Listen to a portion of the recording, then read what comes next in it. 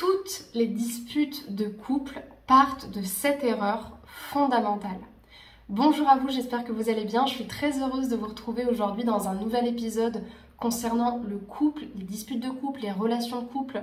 Ça s'adresse à des personnes qui ont été en couple et qui veulent comprendre pourquoi certaines de leurs relations ont échoué ou se sont arrêtées. Des personnes qui se questionnent à propos du couple ou des personnes qui sont en relation et qui sont peut-être dans une phase où elles rencontrent des difficultés et elles veulent mieux comprendre comment améliorer leur relation. Pour les personnes qui ne me connaissent pas, je me présente, je m'appelle Chloé Mercart, je suis coach certifiée, maître praticienne en programmation neurolinguistique et maître hypnologue.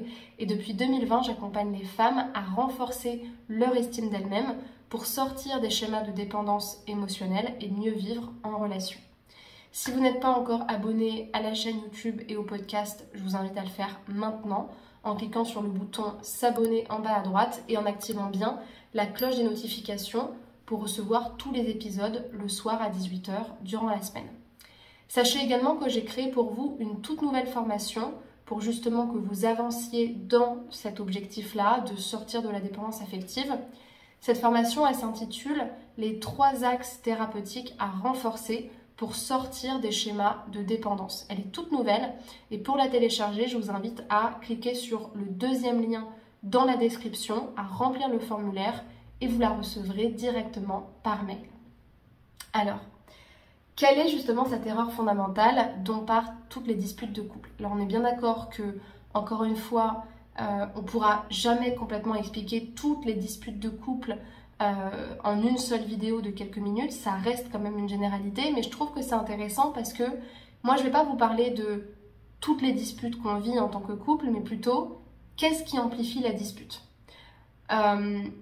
Souvent quand on est dans une dispute, à ce moment-là, on est en désaccord avec notre partenaire sur quelque chose, on est blessé de quelque chose qu'il a dit, ou lui il est blessé de quelque chose qu'on a dit, bref, on a un désaccord et à ce moment-là, on le prend pour notre ennemi parce qu'on pense qu'il n'est pas d'accord avec nous, qu'on ne pourra jamais se mettre d'accord, qu'il ne veut pas comprendre, qu'il ne veut pas se remettre en question.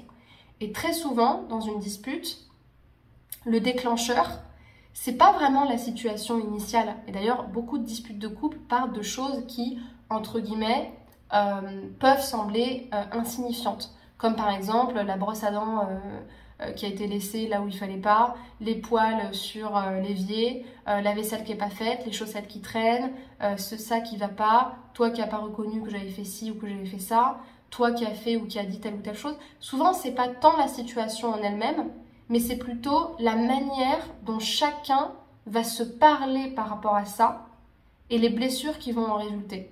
Parce que souvent, quand il y en a un qui va mal parler à l'autre parce qu'il est saoulé d'une situation, l'autre va dire ou faire quelque chose qui va réveiller en fait une blessure, qui va activer une blessure chez l'autre.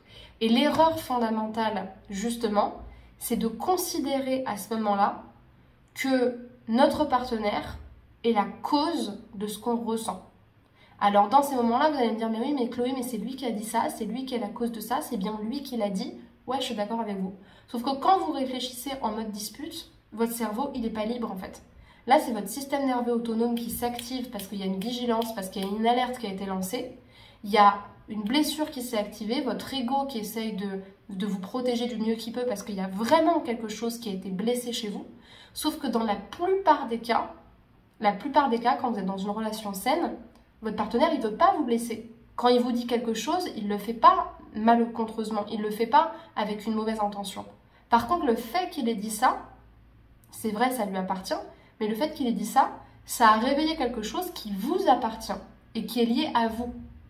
Donc en fait, l'erreur fondamentale à ce moment-là, c'est de considérer que notre partenaire est responsable de ce qu'on ressent, alors qu'en réalité, il n'est responsable que du déclenchement de ce qu'on ressent.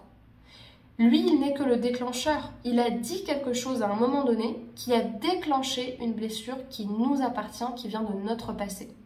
Est-ce que vous avez jamais remarqué que souvent, quand l'autre il est blessé de quelque chose, pour vous, c'est pas si grave? C'est pas si grave de mettre les chaussettes là. C'est pas si grave de pas faire ce qu'il vous a demandé. C'est pas si grave de manger sur le canapé alors qu'il vous a dit 15 000 fois de pas manger sur le canapé. Et patati et patata, encore et encore et encore. Pour vous, ça n'a pas la même résonance.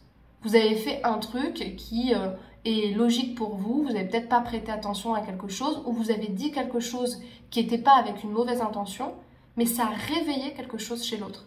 Et l'autre, il va vous en tenir responsable, et vous allez le tenir responsable de vous tenir responsable de quelque chose dont vous-même, vous ne vous tenez pas responsable, parce que, et blablabli, et blablabla, et en fait, ça crée une dispute, et ça crée une guerre entre les deux.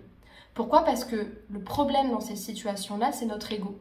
Notre ego, étant touché, étant blessé, il veut nous protéger, et pour nous protéger, il a besoin de dire « c'est toi le problème, tu me fais mal, t'as dit ça, ça me fait mal ». En vrai, le vrai problème, c'est pas ce que t'as dit.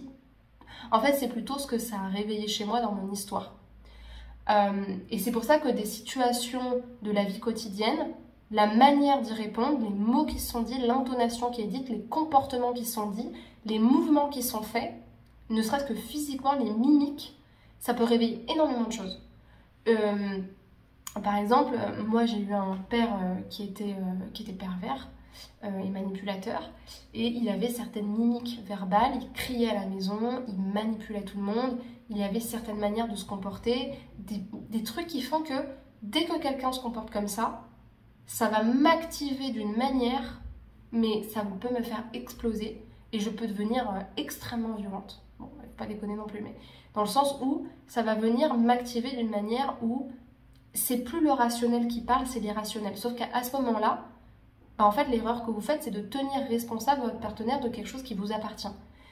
Votre partenaire, en fait, c'est ça qui est fort, et on le voit d'ailleurs dans les constellations familiales ou même dans le transgénérationnel, en systémie de manière générale, c'est que notre inconscient, il pense choisir quelqu'un qui n'a rien à voir avec notre histoire, alors qu'en réalité, le partenaire qu'on va choisir, même si on a fait 15 000 ans de psychothérapie, même un thérapeute, moi je suis praticienne, tout le monde, on est humain, on choisit précisément les amis, les enfants au niveau inconscient, ça dépend des croyances qu'on a, qui doivent nous faire travailler sur quelque chose. Parce qu'on est sur cette terre pour expérimenter. Et donc notre inconscient, il ne va pas choisir notre partenaire n'importe comment. Il va sûrement peut-être choisir quelqu'un qui n'a rien à voir avec les gens qu'on a connus, mais cette personne-là, d'une manière ou d'une autre, elle représente soit ce qu'on a connu, soit ce qu'on veut plus, soit une totale différence, une rupture avec ce qu'on a été, mais elle va forcément venir nous faire travailler sur nos blessures, parce que c'est ce qu'on est venu expérimenter dans cette vie.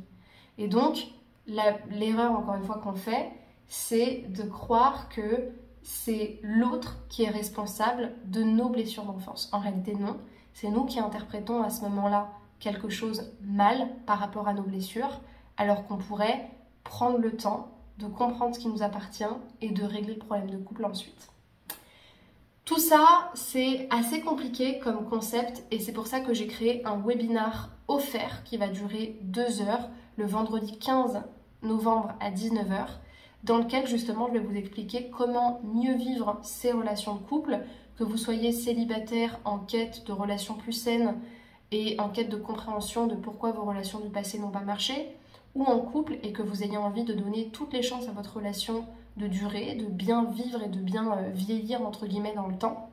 Donc on va parler justement dans cette soirée d'estime de soi, de ses besoins, mais surtout d'ouverture à l'autre, d'intelligence affective, de clés de communication, d'ego, de blessures d'enfance. On va vraiment parler de tout ça et ça va être hyper riche, hyper intéressant, d'autant plus que vous aurez à chaque fois des exercices issus de mes toutes dernières formations pour pouvoir intégrer ce qui aura été transmis. Pour vous inscrire, il y a une seule chose à faire, c'est de vous inscrire en fait à la liste email, puisqu'il n'y a que les personnes inscrites qui recevront les liens d'accès pour le webinar. Et pour ça, vous devez cliquer sur le premier lien dans la description de cet épisode, remplir le formulaire avec votre adresse mail et votre prénom, et ensuite vous recevrez le mail de confirmation avec le lien de connexion et plusieurs autres mails de rappel avant le jour J. Je vous invite vraiment à vous y inscrire, même en étant célibataire, ce sera vraiment un webinaire hyper intéressant et qui peut éclaircir beaucoup de choses quant à vos attentes envers les relations et vos manières d'être en relation. Et enfin, pour terminer, si vous avez aimé l'épisode, je vous invite à le liker, à l'évaluer d'1 pouce ou de 5 étoiles, de me laisser un commentaire si vous avez des questions, des choses à me partager, je serai ravie de vous répondre. Et puis également, à regarder dans la description, vous avez plusieurs ressources à votre disposition, c'est mieux.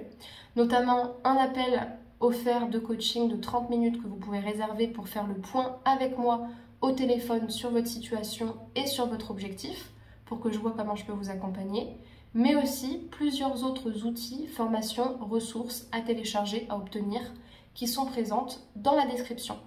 Prenez soin de vous, à très bientôt pour un prochain épisode. Au revoir.